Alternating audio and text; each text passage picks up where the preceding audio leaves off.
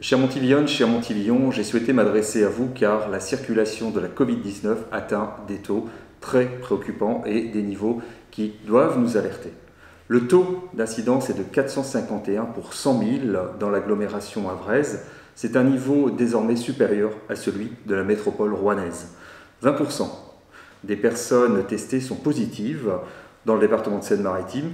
Il atteint un taux de 23% dans l'agglomération havraise, ce qui signifie que presque une personne sur 4 qui se fait tester a un résultat positif. Cette situation, elle est alarmante. Elle place les soignants de l'hôpital Jacques Monod dans une forte tension puisque l'hôpital atteint ses limites. 70 personnes sont désormais admises en unité Covid et 20 personnes sont actuellement hospitalisées en réanimation. L'inquiétude des soignants face à cette seconde vague est importante.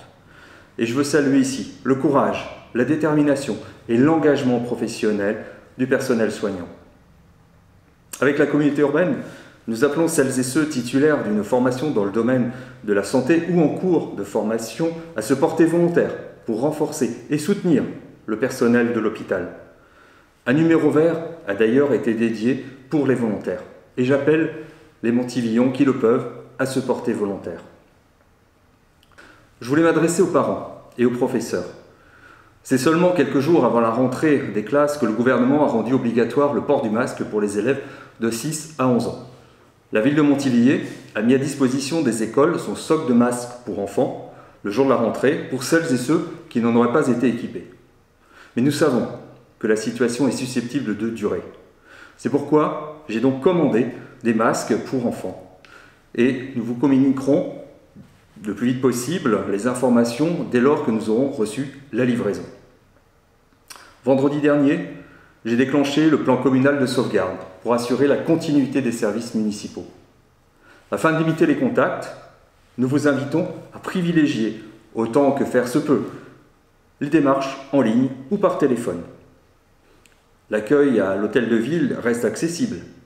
Les services restent ouverts au public sur rendez-vous.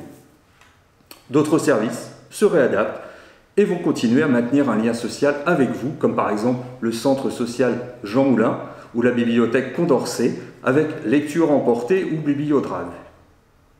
Il en est de même avec la Maison des Arts qui assure une continuité pédagogique avec des activités à distance. Sont maintenus les accueils périscolaires et la restauration scolaire, les accueils de loisirs et les activités sportives des scolaires.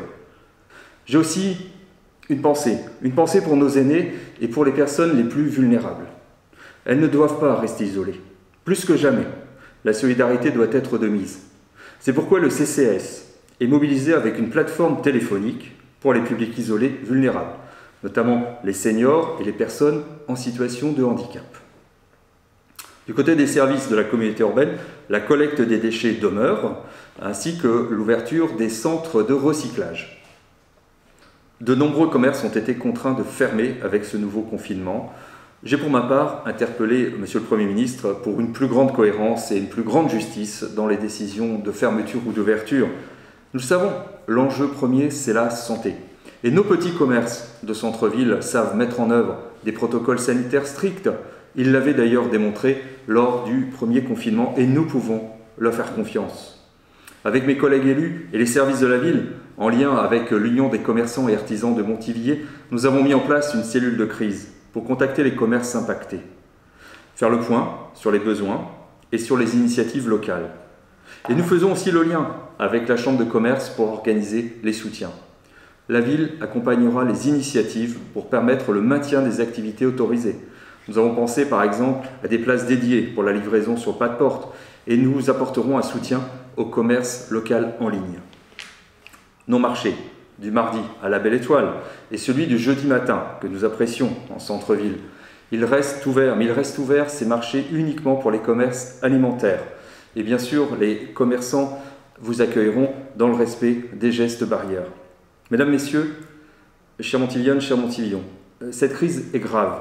Elle dure, et nous ne connaissons ni sa durée, ni toutes ses conséquences. Le gouvernement a annoncé un point d'étape tous les 15 jours.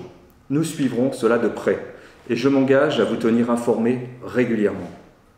Et je sais pouvoir compter sur l'esprit de responsabilité et de solidarité des Montilyonnes et des Montilyons. Plus que jamais, le respect des gestes barrières et des protocoles sanitaires sont essentiels.